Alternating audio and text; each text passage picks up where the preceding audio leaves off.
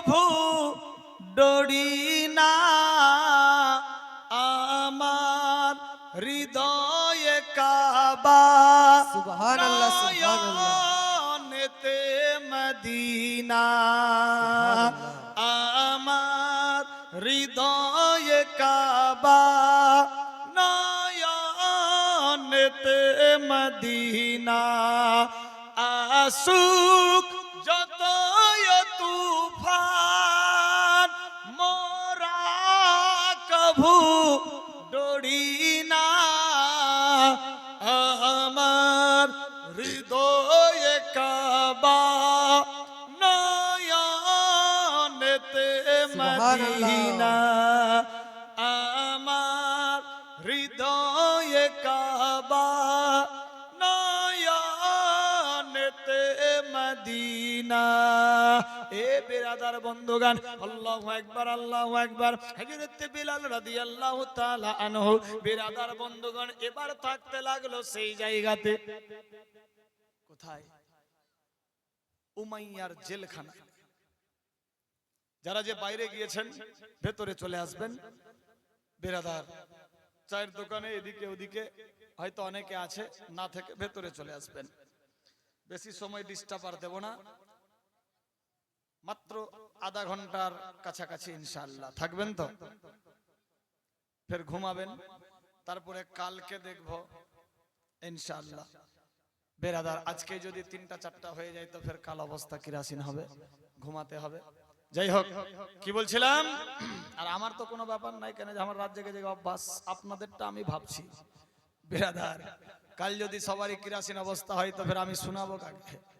যাই হোক, আজকে রেস্ট, কাল ইনশাআল্লাহ। কি বলছিলাম? বেরাদার হযরত বিলাল, ওই বিলাল হাবশী উমাইয়ার জেলখানায় পড়ে আছে। 1 মাস 1.5 মাস সুস্থ হওয়ার জন্য দিল। হযরত বিলাল সশরীরে সুস্থ হয়ে গেছে। যখন সুস্থ হয়ে গেল আবার পাগলামি শুরু হয়ে গেছে। ইয়া রাসূলুল্লাহ ইয়া রাসূলুল্লাহ ইয়া রাসূলুল্লাহ, সব সময় ইয়া রাসূলুল্লাহ ইয়া হাবিবাল্লাহ আওয়াজ দিচ্ছে। বিরাদার বন্ধুগণ, একের পর দ্বিতীয় দিন যাই, এইভাবে 1.5 মাস পেরিয়ে গেল। উমাইয়া নামাক হারাম গাদ্দার আবার ডাক দিলেন, বিলাল রে তোমাকে শুধরাতে লাগলাম, শুধরাতে পারলাম না। বিলাল রে তুমি কি চাও? আমি তোকে মেরে ফেলতে চাই না, তবে তুমি যদি নিজ ইচ্ছাতে মরতে চাও আমার কোনো টেনশন নাই। হযরত বিলাল বলছে, শোনো গো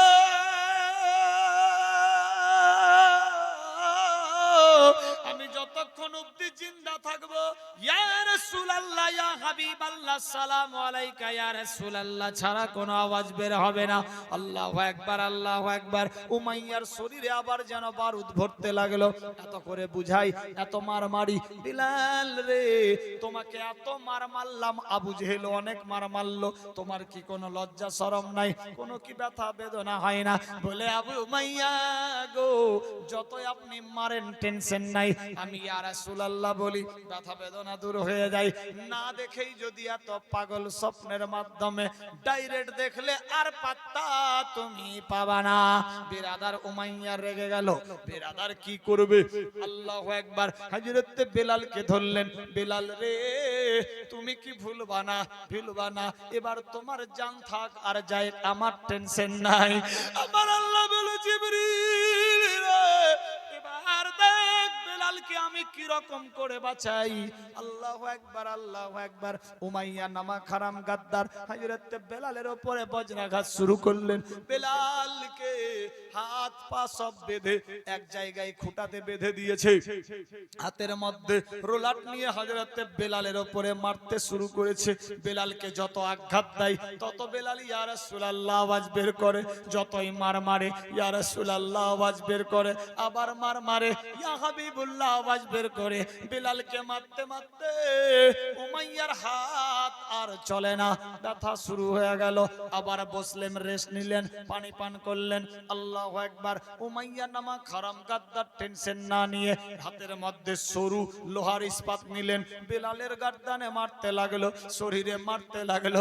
হযরত বিলালের ওই কালো চামড়া ফাটতে ফাটতে সমস্ত শরীরের চামড়া ফেটে ঝরঝরে রক্ত পড়তে লাগলো।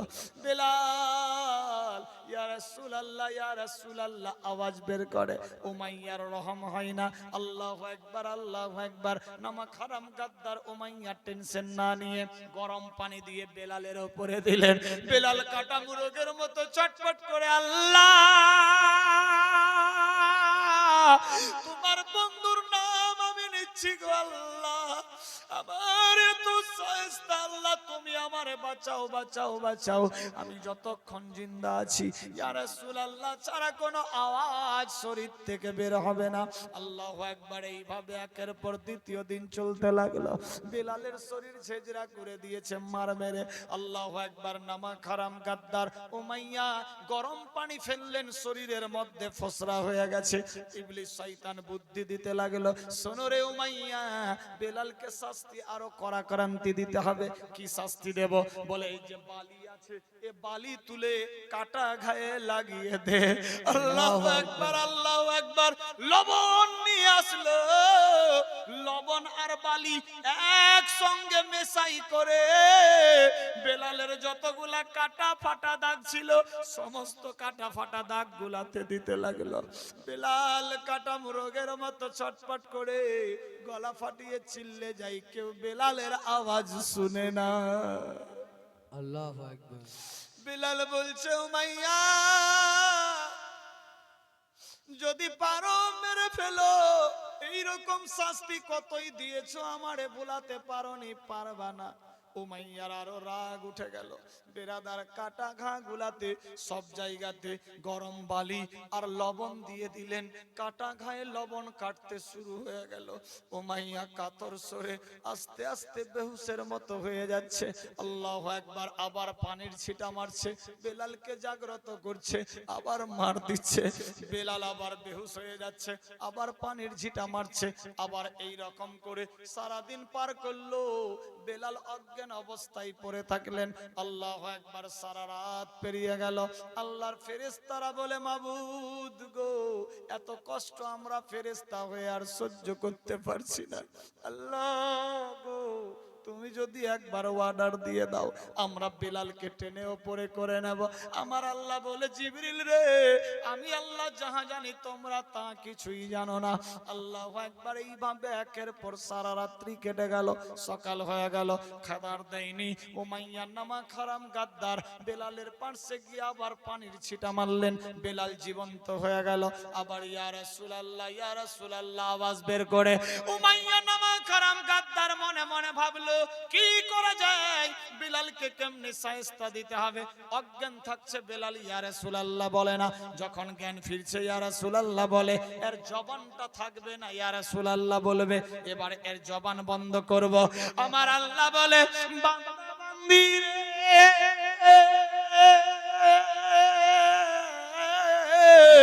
আমি ইজ্জত জিল্লতের মালিক, হায়াত মউতের মালিক। আমি আল্লাহ যারে জিন্দা রাখবো মারতে কেউ পারবে না। আমি আল্লাহ যারে মেরে ফেলবো কাউরি বাপ বাঁচাতে পারবে না। কি রকম ভাবে বেলালকে শাস্তি দিচ্ছে দেখুন বেরাদার। হযরত বেলাল বেরাদার ইয়া রাসূলুল্লাহ ইয়া রাসূলুল্লাহ বলতে আছে। এর নামা খারাম গাদ্দার উমাইয়া অর্ডার দিয়ে দিলেন, গরম একটা লোহার স্পক করো। আল্লাহু আকবার। যেমনি সাইকেলে স্পক লাগে, ভ্যানের মধ্যে স্পক লাগে, রিমের মধ্যে থাকে যে স্পক, বেরাদার ওই রকম সরু লোহার রড লম্বা করে গরম করতে বললেন। গরম হয়ে যাচ্ছে স্পক, ওই লোহার বেল গরম হচ্ছে, গরম লাল লাল হয়ে গেছে। উমাইয়া নামা খারাম গাদ্দার বলছে, বেলাল রে, তোমার জবান থাকবে না, তুমি মুহাম্মাদের নাম নিবা। হযরত বেলালকে বেঁধে রেখেছে। বেলালের চোখ দিয়ে পানি পড়ছে, শরীর দিয়ে খুন বহে যাচ্ছে। আল্লাহু আকবার, আল্লাহু আকবার। বেলালের জিহ্বাকে টেনে ওই লাল বিরাদার করাত ইয়ানি লোহা ইস্পাক, এই জিহ্বাকে টেনে এই পার থেকে ওই পার করে দিল। আল্লাহু আকবার। হযরত বেলাল চিল্লে যাচ্ছে, ইয়া রাসূলুল্লাহ,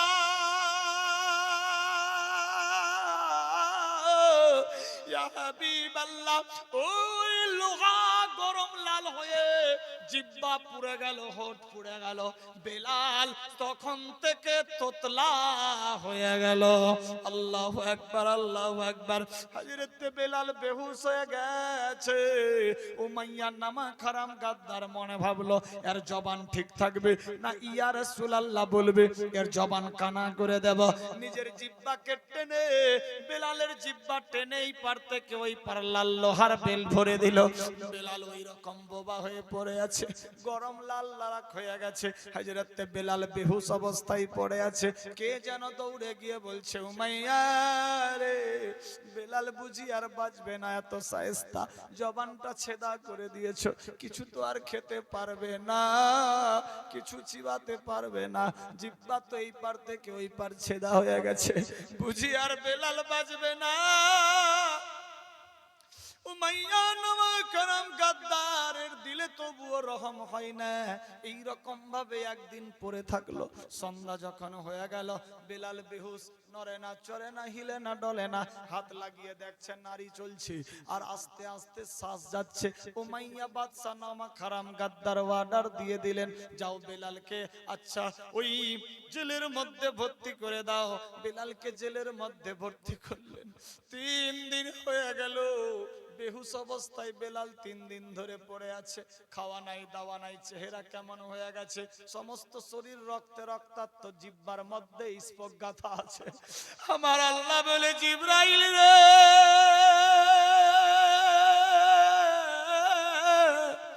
দুনিয়ার বুকে এমন এমন মানুষ দেখ কেমন কেমন ব্যবহার করে। মানুষ হিসেবে বানিয়েছি, পশুর চাইতে জঘন্যতম ব্যবহার করছে। আমি আল্লাহ কাউরি ছাড় দেব না। আল্লাহু আকবার, আল্লাহু আকবার। হযরত বেলাল ওই অবস্থায় পড়ে আছেন। কে যেন দৌড়ে গিয়ে বলছে, হুজুর, ছেলেটা বিনা কারণে মারা যাবে, 3 দিন হয়ে গেছে, অজ্ঞান অবস্থায় পড়ে আছে, একটু খাবারের ব্যবস্থা করতে হতো, ছেলেটার ডাক্তারের ট্রিটমেন্ট চালাতে হতো। উমাইয়ার দিমাগে আসলো, শোনো গো, যদি দেশের লোক জানে আর শেষ বেলায় যদি ডেড বডি দেখতে পাই, মানুষজন বলবে হাত পা বাঁধা, জিহ্বার মধ্যে লোহার স্পোক লাগা। বেহুশ অবস্থায় বেলাল মরে গেছে, তাহলে আপনি যে বাদশার বদনাম হয়ে যাবে। আপনি এক কাজ করেন, কোন রকমের তারা বেলালকে ক্লিয়ার করে দেন। বিরাদার, এই সমস্ত ভাবনা চিন্তা নিয়ে উমাইয়া টেনশন ভাবতে লাগলো, কি করা যায়। বিরাদার, উমাইয়া হাঁটতে হাঁটতে গিয়ে জেলের পার্শ্বে গিয়ে দেখছে সত্যি তো ছেলেটা বুঝি আর জিন্দা নাই। পার্শ্বে গিয়ে যখন হাত লাগাচ্ছে দেখছে শ্বাস চলে। উড়ায় অর্ডার দিয়ে দিলেন, শোনো রে, সমস্ত হাত পায়ের দড়ি কাছাড়া খুলে দে। খুলে দেওয়া হলো। অজ্ঞান অবস্থায় আস্তে আস্তে স্পোককে টানা হচ্ছে। বিরাদার, 3 দিন ধরে স্পোক মুখের মধ্যে ভরা আছে, জিহ্বা ছেদা হয়ে গেছে, সমস্ত মুখ ফুলে গেছে, শরীরের চেহারা কেমন কেমন হয়ে গেছে। আস্তে আস্তে করে লোহার বেলকে টানলেন। বেলাল কিলবিলিয়ে উঠল। আল্লাহু আকবার। কিছুক্ষণ পরে যখনই ওই লোহার বেলকে টানা হলো, বেলালের জবান থেকে মরা মরা রক্ত বেরিয়ে পড়ছে। আল্লাহু আকবার, আল্লাহু আকবার। বেলাল ওই অবস্থায় কিলবিলিয়ে উঠলো। উমাইয়া দেখছে বেলাল মনে হয় জিন্দা, কিলবিলিয়ে উঠলো, হাত পা নড়ে উঠলো। একটু পানির ঝিটা মারো। আমার আল্লাহ বলে, জিবরাইল, বেলালের এত শায়েস্তা, কিন্তু আমি ও পাওয়ার দিয়েছি বেলালকে। বেলালকে কেউ মারতে পারবে না, কষ্ট দিতে পারে, কিন্তু আমি আল্লাহ বেলালের সঙ্গে আছি। ইন্নাল্লাহা মা'আস সাবিরিন, বেশক আল্লাহ পাক সব সময় সবর করনে ওয়ালার সঙ্গে থাকে। বলি সুবহানাল্লাহ। হযরত বেলাল কিলবিলিয়ে যখন উঠলো গো, পানি মুখের মধ্যে ঝিটা মারলেন। আল্লাহু আকবার, আল্লাহু আকবার।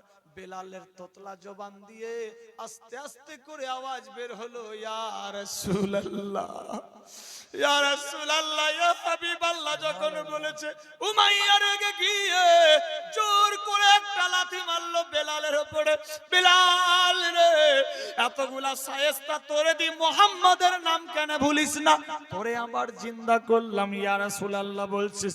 জোরে একটা লাথি মারলো, বেলাল দেওয়ালের সঙ্গে আটকে পড়ে আবার অজ্ঞান হয়ে গেছে। আল্লাহু আকবার, আল্লাহু আকবার, আল্লাহু আকবার। এইভাবে একের পর দ্বিতীয় দিন চলতে লাগলো। 3 দিন পর হুঁশ আসলো, আবার বেলাল বেহুশ হয়ে গেল, লাথি মারলো। বেরাদার বন্ধুগণ, বেলাল ওই অবস্থায় থাকতে লাগলো। একের পর আবার 3 দিন হয়ে গেল, চতুর্থ দিনে পা দিল, ইয়ানি 7 দিন হয়ে গেছে।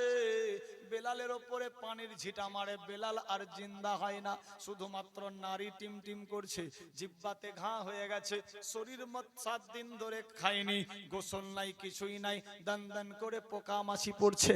আল্লাহু আকবার, বদবু ছড়িয়ে গেছে বেলালের, তবুও কিন্তু জান চলছে, শ্বাস চলছে, জবান দিয়ে বলতে পারছে না, হাঁটতে পারে না, নড়তে পারে না। বেরাদার উতবা শৈবা গিয়ে গল্প করে, রে উমাইয়া, এ মরা কাঠকে বাড়ির মধ্যে কেন রেখেছো?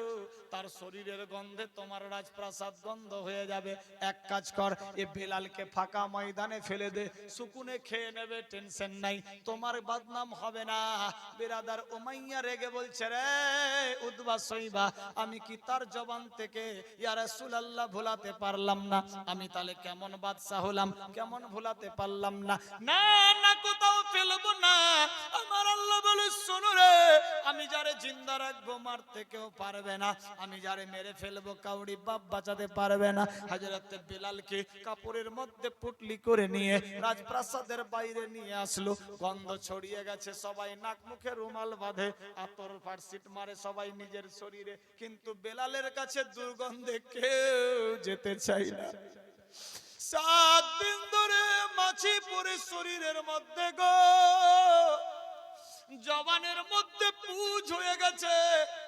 আল্লাহু আকবার, আল্লাহু আকবার। উমাইয়া নামক হারাম গাদ্দার উটের জবাই করে উটের চামড়াকে ছিলে ওই চামড়া হযরত বেলালের উপরে পরিয়ে দিলেন, যাতে দুর্গন্ধ না ছড়িয়ে যায়। ওই চামড়া পরায়া বেলালকে নিয়ে ফাঁকা ময়দানে প্রখর রোদ্রে ফেলে দিয়ে আসলেন। আল্লাহু আকবার, আল্লাহু আকবার। শরীর কাটা, ভুরভুরে পুজ বেরিয়ে গেছে, গন্ধে থাকা যায় না। উপরে উটের চামড়া পরিয়ে দিয়েছে, রোদ্রের তাপ পড়ছে, গরম বালু, আরো শরীর ভের ভেরে গেছে। আল্লাহু আকবার, আল্লাহু আকবার। হযরত বেলাল ওই রকম সারা দিন পরে থাকলো। দুপুর 12টা 1টা হয়ে গেছে, বেলা যখন 2টা 3টা বাজতে চললো, বিকেল বেলা ওই পথ দিয়ে কিছু মানুষ ছাগল ভেড়া দুম্বা চড়িয়ে রাস্তা দিয়ে যাচ্ছিল। যেতে যেতে যেতে যেতে দেখছে একটা উট নাকি বসে আছে, উটের চামড়া ফেলা আছে। পার্শ্বে গিয়ে দেখি, বেরাদার রাখালেরা যখন পার্শ্বে গেল, গিয়ে দেখছে উটের খাল পরা, কে আছে ভেতরে। যখন এই চামড়া তুলেছে, গন্ধে আর থাকা যায় না, নাক মুখে রুমাল মারছে। কে গো? কেউ বলছে কালো চেহারা, বেলাল হতে পারে। যখন এ মাথা তুললো, দেখছে সত্যি তো বেলাল, জিন্দা বডি পড়ে আছে। রাখালদের মধ্যে গল্প হলো, দেখ তো জিন্দা আছে কিনা। নারী নেড়ে দেখছে জিন্দা, নাক দিয়ে দেখছে শ্বাস যাচ্ছে। আহারে, এত পাগল আসি, জিন্দা বডি ফেলে রেখেছে, কেউ তো শকুনও আসে না, বাঘ ভাল্লুক আসে না। ফাঁকা ময়দানে গরমে উজ্জ্বল তাপে শরীর যেন ভের ভেরে গিয়েছে। আল্লাহু আকবার, আল্লাহু আকবার। এই অবস্থাতে রাখালদের দিমাগে আসলো, ইনি তো মুহাম্মাদের পাগল, যেমন করে হোক এই খবরটা মুহাম্মদ অবধি পৌঁছে দিতে হবে। সুবহানাল্লাহ। ওই রাখালদের মধ্যে এমন এক রাখাল ইনসানিয়ত ছিল, ও দৌড়াতে দৌড়াতে দৌড়াতে রাস্তায় আবু বকর সিদ্দিকের দেখা হয়ে গেল। আবু বকর, কে তুমি? বলে, আমি উমাইয়ার গোলাম, তবে আমার কথা কাউকে বলিয়েন না। যদি নামক হারাম গাদ্দার উমাইয়া জানতে পারে আমি এ খবর তোমাকে দিয়েছি, আমার অবস্থা ডেঞ্জার করে দেবে। আপনি বলবেন না, কথা দেন। বিরাদার হযরত আবু বকর কথা দিলেন, কেউ জানবে না, জানবে না। বলে রে আবু বকর, বিনা কারণে এক বেলালকে তোমার নবীর আশিককে মেরে ফেলছে, জিন্দা বডি ফাঁকা ময়দানে পড়ে, গন্ধে পারছে যাওয়া যায় না। ছেলেটা অকারণে মারা যাবে, খায়নি দায়নি, শরীরের চেহারা খারাপ, দুর্গন্ধ ছড়িয়ে গেছে, পারছে যাওয়া যায় না। আবু বকর তোমার হাতে ধরি, পায়ে পড়ি, যেমন করে হোক বেলালকে গিয়ে বাঁচা। এ আবু বকর, অনেক কষ্ট দিয়েছে, মুখ বুজে সহ্য করেছি, বললেই মার্ডার করবে, আমাদেরও সেই দুর্দশা করবে, কিন্তু তোমার নবীর গোলাম এত মার মারে, ইয়া রাসূলুল্লাহ জবান দিয়ে ভুলাতে পারে না। নাম তার বেলাল এ হাবসি। বলে ঠিক আছে। বিরাদার আবু বকর সিদ্দিক এ খবর শুনে দৌড়ে গেলেন বিশ্ব নবীর কাছে। ইয়া রাসূলুল্লাহ, ইয়া হাবিবাল্লাহ, আপনার এক পাগল ফাঁকা ময়দানে পড়ে আছে, আপনি যদি অর্ডার দেন তাকে কিনে নিয়ে আসবো। বিশ্বনবী বললেন ঠিক আছে যাও। আল্লাহু আকবার। হযরত আবু বকর সিদ্দিক দৌড়ালেন, এক পা দুপা করতে করতে উমাইয়ার কাছে পৌঁছে গেল। আল্লাহুম্মা সাল্লি আলা সাইয়্যিদিনা মাওলানা মুহাম্মদ ওয়া আলা আলি সাইয়্যিদিনা মাওলানা মুহাম্মদ সাইয়্যিদিনা সফিয়ানা নবিয়ানা মাওলানা মুহাম্মদ শামসুদ্দোহা বজ্র দোজা আউয়াল নবী আখিরি শামসুদ্দোহা বজ্র দোজা আউয়াল নবী আখিরি